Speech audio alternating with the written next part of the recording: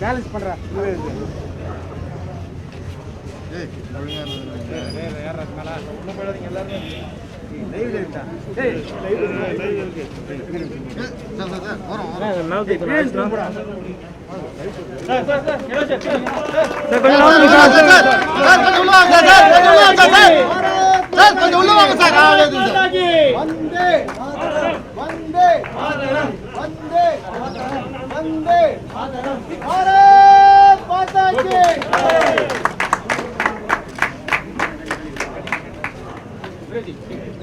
முன்னாடி பாப்பா அவ்வளோதான். சென்னையில் எங்களுடைய சென்னை மேற்கு மாவட்டத்தோட செயலகம் நம்மளுடைய தலைவர் அண்ணன் அவர்கள் ஏற்படுத்தியிருக்காங்க. நம்ம தம்பி ஜோதிகுமார் அவருடைய ஆஃபீஸ் இனாகிரேட் பண்ணியிருக்காங்க. ஒரு கேள்விகள் இருந்துச்சு அப்படின்னா பதில் சொல்றாங்க. கையை நீட்டாம பேசுங்க.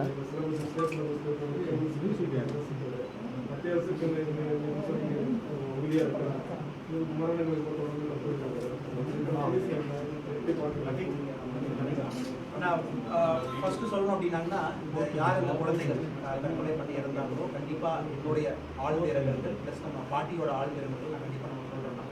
ஏன்னா அவங்களுடைய ஃபேஸ் அவங்க ஃபேமிலி பார்க்கும்போது கண்டிப்பாக எல்லாரோட நெஞ்சு கூட அது இருக்கும். பட் இந்த டாபிக் கண்டிப்பாக நம்ம டீட்டெயிலாக டிஸ்கஸ் பண்ணலாம். எக்ஸாம் நடக்குது, எக்ஸாம் நடக்கட்டும், நல்லபடியாக நடக்கட்டும்.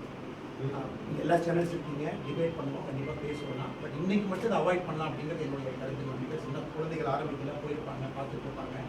பட் நான் கன்சிஸ்டண்ட்டாக என்னோட நிலைப்பாடு வந்து பல பேட்டிகளில் பல இன்டர்வியூ நான் சொல்லியிருக்கிறேன்னா இது ஒரு காமன் தேர்வு அக்ராஸ் இந்தியா நடந்துட்டு இருக்குது. தமிழ்நாட்டில் மட்டும் எதிர்ப்பு இருக்குது. வேறு ஸ்டேட்டில் கம்யூனிஸ்ட் ஸ்டேட்டில் ஒத்துக்கிட்டாங்க, எல்லா ஸ்டேட்டில் கூட ஒத்துக்கிட்டாங்க. இதை பற்றி டீட்டெயிலாக பேச வேண்டிய கட்டாயத்தில் போட்டுருக்கோம்னா கண்டிப்பாக நான் பேசுகிறேன். எனக்கு 2-3 நாள் டைம் கொடுங்க, இந்த இஷ்யூ சால்வ் ஆகிட்டோம். பட் என்னுடைய நிலைப்பாடு வந்து நீட்டை நான் எப்பவுமே ஆதரிக்கிறது தான் நான் சொல்லியிருந்தேன். பட் லாஸ்ட் டைம் நான் சொன்ன மாதிரி அதுக்கு ஒரு சின்ன ஒரு பஃபர் வேணும்னு கேட்டிருந்தோம். அந்த பஃபர் டைம் கூட இப்போ முடிஞ்சு பார்த்தீங்கன்னா போன வருஷம் இந்த வருஷம் பார்த்தீங்கன்னா நிறையா தமிழ் குழந்தைகள் வந்து நீட்டில் வந்து பாஸ் ஆகிருக்காங்க. கண்டிப்பாக நம்ம வந்து அப்வர்ட் ட்ரெஜெக்டரியில் தான் இருக்கும். மிச்சவங்க சொல்கிற மாதிரி ஒன்றுமே இல்லை. ஸோ என்னுடைய ஒரே ஒரு வாதம் என்னென்னா குழந்தைகள் கூட கொஞ்சம் ஸ்ட்ராங்காக இருக்கும். ஏன்னா இந்த தடவை கொரோனா பேண்டமிக் பார்த்தீங்கன்னா கிட்டத்தட்ட 6 மாதம் அன்சர்டனிட்டி. எல்லாத்துக்குமே எக்ஸாம் நடக்குமா, நடக்காதா, இன்னைக்கு நடக்குமா, நாளைக்கு நடக்குமா, அன்சர்டனிட்டியில் வந்து குழந்தைகள் வந்து ஸ்பெசிஃபிக்கலி இந்த வருஷம் எக்ஸாம் எடுத்துருக்காங்க. So very unfortunate. ரொம்ப ஒரு வருத்தமான விஷயம். நம்ம அன்ஃபார்ச்சுனேட் இதில் மைண்ட் ஆல்ரெடி அவங்களுக்கு ஒரு மாதிரி வேவரிங் மைண்டில் நீட்டை பற்றி அவங்களுக்கு ஒரு தப்பான கண்ணோட்டம் இருக்குது. அதில் வந்து ஒரு சூசைட் ஒன்று ஆனதுக்கப்புறம் கண்டினியூஸாக காப்பி கேட் சூசைட்ஸ் நம்ம சொல்லுவோம். ஒரு நடந்ததுக்கப்புறம் டக்குன்னு வேகமாக நடக்கிறது பார்த்தீங்கன்னா ஸோ மீடியா நண்பர்கள் கூட கொஞ்சம் இந்த ரிப்போர்ட்டிங் அதெல்லாம் கரெக்டாக பண்ணுறீங்க.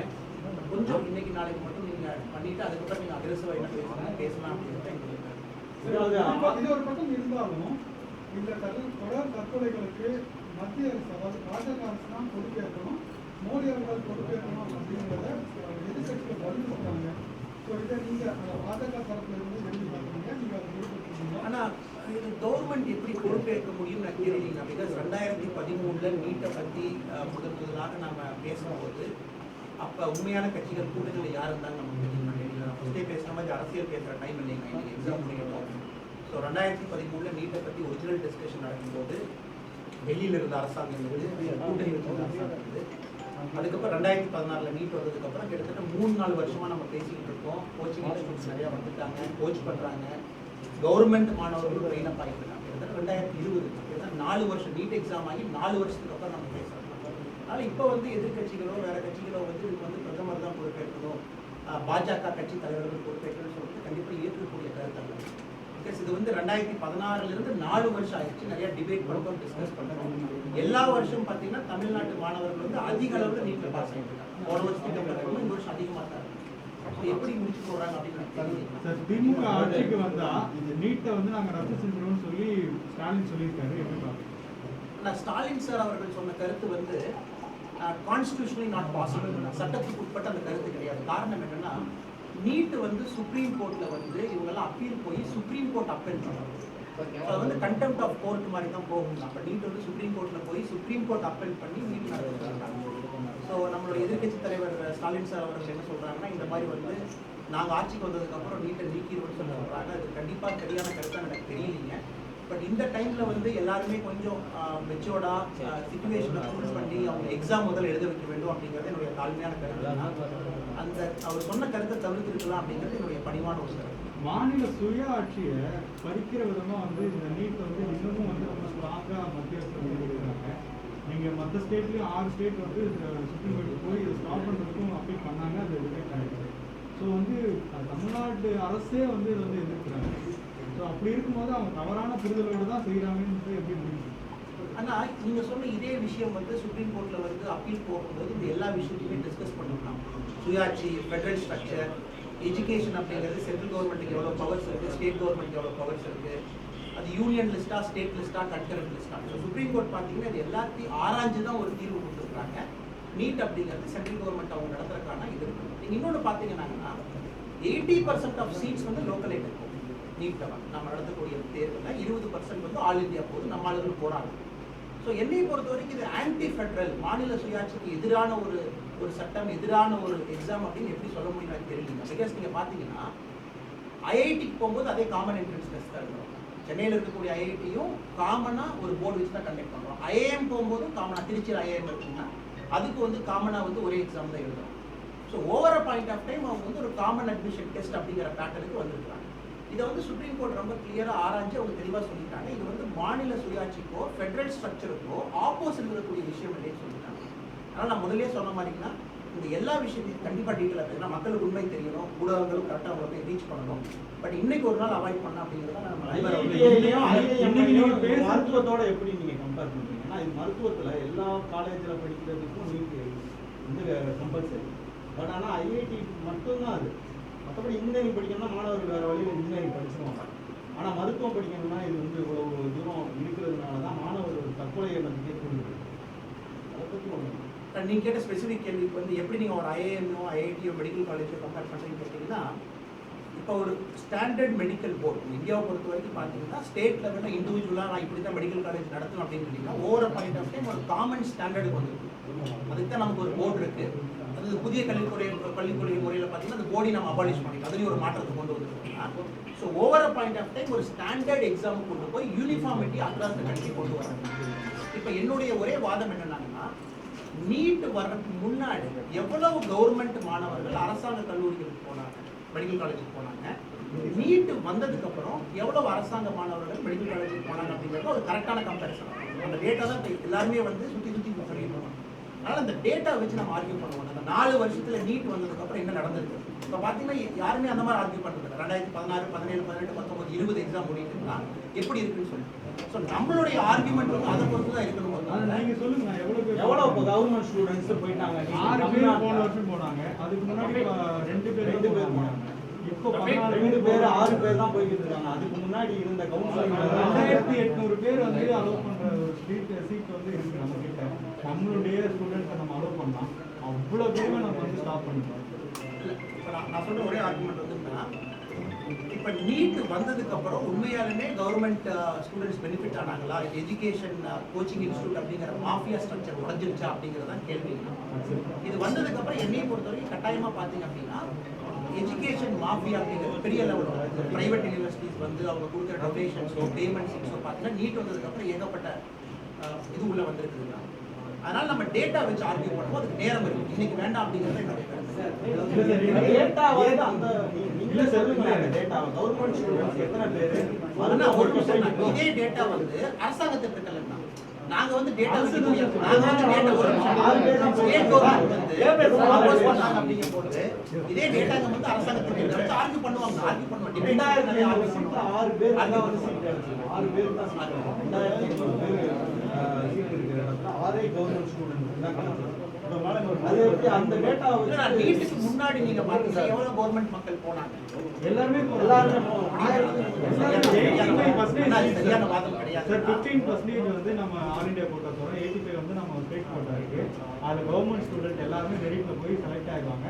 நீங்க சொல்ற மாதிரி அதுக்கப்புறம் ஒரு கல்லூரிக்கு அமௌண்ட் கொடுக்கறது அது வந்து கவர்மெண்ட் கண்ட்ரோல் பண்ண வேண்டியது. ஆனா நம்ம கவர்மெண்ட் ஸ்டூடெண்ட் போக முடியாத அளவுக்கு ஒரு சிலபஸ் வந்து அவங்களுக்கு சிலபஸ் வந்துன்னா நீங்க வந்து எல்லாமே ஜெனரலா வந்து என்சிஆர்டி சிலபஸ்ல வரும். 1969 ஓவர் பாயிண்ட் ஆஃப் டைம் கொண்டு வந்துட்டு இருக்கோம். இப்போ நீட் பார்த்தீங்கன்னா ஒரு எக்ஸாமினேஷன் பேட்டர்னே வந்து ஒரு 50% ஆஃப் கொஸ்டின்ஸ் வந்து +1லேருந்து வருது, 50% +2லேருந்து வருது இல்லைங்களா? இப்போ தமிழ்நாட்டில் ஓவர பாயிண்ட் ஆஃப் டைம் நம்ம என்ன பண்ணுறோம், அந்த +1 எக்ஸாம் அப்படிங்கிறதே நடத்துறது இல்லை. நிறைய இடத்துல பார்த்தீங்கன்னா +1 கிளாஸஸே நடத்தாமல் +2 அப்படின்னு ஆரம்பிக்கிறோம். முக்கால்வாசியாக நடத்துறாங்க, முக்கால்வாசியாக நடத்துறாங்க. சொல்றது கேளுங்க. அதனால வந்து இதை நீங்க ஆராயணும் அப்படின்னா உட்கார்ந்து பேசணும். எல்லாருமே வருஷம் தமிழ்நாடு எஜுகேஷன் மினிஸ்டர் அவர் ஒரு கருத்து சொல்லியிருக்காரு. சென்ட்ரல் கவர்மெண்ட்ல இருந்து அவங்களும் தெளிவாக சொல்லிட்டாங்க, இது ஆன்டி ஃபெடரல் கிடையாது, இது ஆன்டி புவர் கிடையாது, ஆன்டி கவர்மெண்ட் ஸ்டூடெண்ட் கிடையாதுன்னு சொல்லிட்டாங்க. இந்த எக்ஸாம் நடக்கணும். இந்த எக்ஸாம் நடந்து முடிச்சதுக்கு அப்புறம் நீங்க வரப்போற டேட்டாவை பாருங்க. அந்த டேட்டா வச்சு 5 வருஷம் டேட்டா நம்ம கையில் இருக்கு. 16ல இருந்து 20 வரைக்கும் 5 வருஷம் டேட்டா இருக்கு. அது உங்களுக்கு ஒரு ஃபேர் கம்பேரிசன். ஆர்கியூ பண்றாங்க. உண்மையாலுமே நீட் வந்ததுனால ஒரு புவர் ஸ்டூடெண்ட்க்கு வந்து பெனிஃபிட் ஆயிருக்கு. குறைவா இருந்தா நீட்டா நீங்க ஏற்கனவே சார் குறைவா இருந்தா நீங்க சொல்ற மாதிரி டேட்டா வச்சு குறைவா இருந்தா நீங்க நீட்டுக்கு எதிராக செயல்படுவோம்னு சொல்லிங்க. ஒரு நிமிஷம். வந்து எப்பவுமே வந்து ஒரு மாட்டை வந்து மாட்டு வண்டிக்கு முன்னாடி தான் வைக்கணும். மாட்டு வண்டியை மாட்டுக்கு முன்னாடி வைக்க கூடாது. டேட்டா வரட்டும் பேசுவோம் தான் நான் சொல்றேன். குழந்தைங்க படிக்க முடியலன்னு சொல்றாங்க. குறிப்பா இந்த கிராமப்புற மாணவர்கள் நீட்டுக்கு நாங்கள் எல்லாம் தயாராக முடியலன்னு சொல்றாங்க. அப்படி இருக்கும் பட்சத்துல ஏன் பாஜக அரசு கண்டிப்பா நீட் வேணும் அப்படிங்கறத வலியுறுத்துறீங்க? ஆனா நீங்க ஒரு நிமிஷம் நீங்க தயவு செஞ்சு இதை வந்து ஏதோ கவர்மெண்ட் வெர்சஸ் பீப்புள் அப்படிங்கிற மாதிரி மாற்ற முயற்சிக்காதீங்கன்னா, இது பாஜக அரசு மட்டும் இல்லை, இந்தியாவில் வந்து காங்கிரஸ் கவர்மெண்ட் இருக்காங்க, கம்யூனிஸ்ட் கவர்மெண்ட் இருக்காங்க, எல்லா ஸ்டேட்ல அவங்கள ஆட்சியில் இருக்காங்க, எல்லா பக்கம் இந்த மாதிரி ப்ரொட்டஸ்ட் பண்ணிட்டு இருக்காங்கன்னா ஒரே கேள்வி, தயவு செஞ்சு பாஜக அரசு வெர்சஸ் தமிழ் பீப்புள் அப்படிங்கிற மாதிரி மாற்ற முயற்சிக்கிறது. தமிழ்நாடு தவிர எங்க நீட் ப்ரொட்டஸ்ட் நடக்குது சொல்லுங்க. எந்த ஸ்டேட் யாரு பண்ணாங்க? அண்ணா 6 ஸ்டேட்டோட அரசியல் தலைவர்கள் சிஎம் இருக்கவங்க பொலிட்டிக்கல் ரீசன்காக போயிருக்காங்க.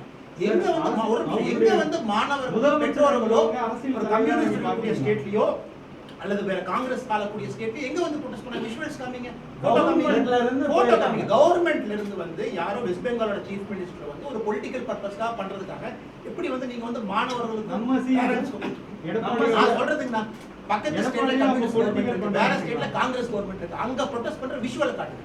ஒரு குழந்தையோ பெற்றோட ரோட்டுக்கு வந்து எனக்கு நீட் வேண்டாம்னு சொல்ல விஷுவல காட்டுங்க, அப்புறம் நம்ம பேசுவோம். அரசியல் வேற என்ன?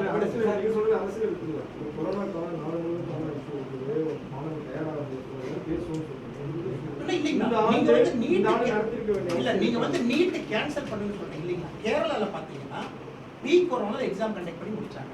கர்நாடகால காமன் அட்மிஷன் டெஸ்ட் அவங்களுக்கு கண்டக்ட் பண்ணி முடிச்சிட்டாங்க. கொரோனா பாசிட்டிவ் பேஷண்ட்ஸை செப்பரேட்டா வச்சு அவங்களுக்கு எக்ஸாம் கண்டக்ட் பண்ணாங்க.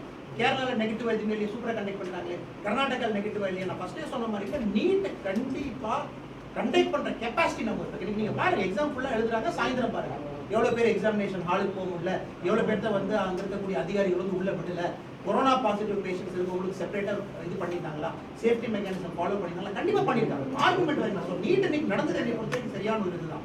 ஏன்னா கேரளா ஆல்ரெடி நடத்தி காட்டிட்டாங்க, கர்நாடகாவும் ஒரு என்ட்ரன்ஸ் நடத்தி காட்டிட்டாங்க. தமிழ்நாடு மட்டும்தான் நம்ம எந்த எக்ஸாமே நடத்தல. காரணம் என்னன்னா கொரோனா இருக்கு, வேற ஸ்டேட் நடத்தி காட்டிட்டாங்களே. கேரளால வந்து லாஜிஸ்டிக்லி இட் இஸ் டஃப்.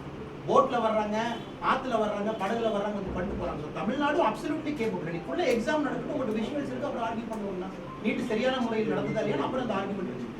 ஏற்கனவே மருத்துவமே வணிக ரீதியா போயிடுச்சு, மாஃபியாவே ஆயிடுச்சு. இப்போ மருத்துவ கல்வியே வந்து மாஃபியா மாதிரி ஆயிடுச்சு சார். அங்கங்க நீட் தேர்வு மையம் சொல்லி லட்சக்கணக்கில் ஏழை மாணவர்கள் திட்டப்படுகிறாங்க. இதை எப்படி பாக்குறீங்க? ஆனா இதுக்கு முன்னாடி நீங்க மருத்துவத்துக்கு போனவங்க எல்லாம் பாருங்க, எந்த ஊர்ல இருந்து போறாங்க, எந்த கோச்சிங் இன்ஸ்டியூட்ல இருந்து போறாங்கன்னு பாருங்க.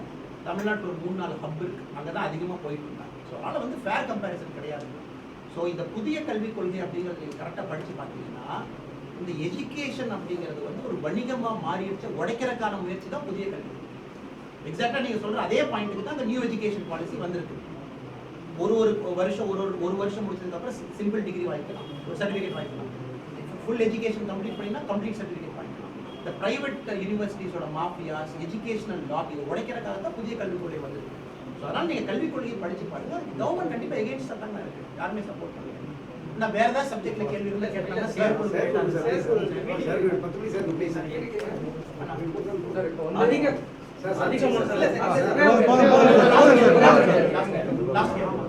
அரசு தேர்வுல அதிகமான மார்க் எடுக்கிறவங்க தற்கொலை பண்ணிக்கிறாங்க.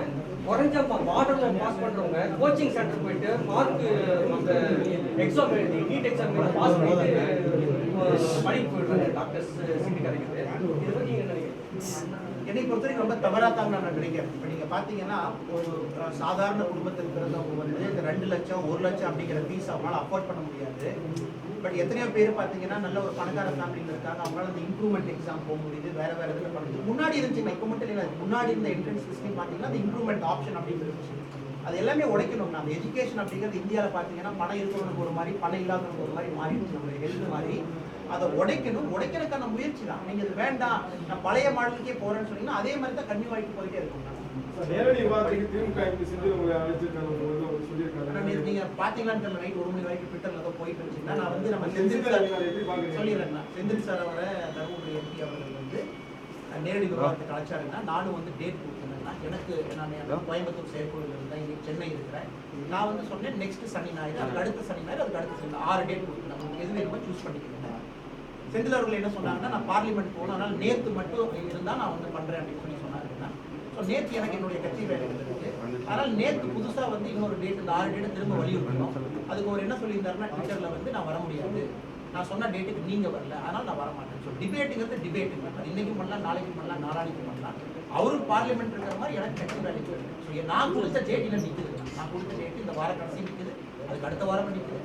பார்லிமெண்ட் முடிஞ்சு 1ஆம் தேதி பார்லிமெண்ட் முடிஞ்சு 3ஆம் தேதி 4ஆம் தேதியும் டேட். ஸோ செந்தில் சார் நான் ரொம்ப மதிக்கிறேன். ஒரு தருமபுரி மக்கள் வந்து எலெக்ட் பண்ண ஒரு எம்பி, அதனால் அவர் எப்போ டிபேட்டுக்கு ரெடினா கூட நான் டிபேட் பண்ண தயாராக. அவர் நான் என் டேட் இருக்குங்க, அவர் எப்போ ஃப்ரீயாக இருக்க பண்ணுவோம். ரொம்ப நன்றிண்ணா.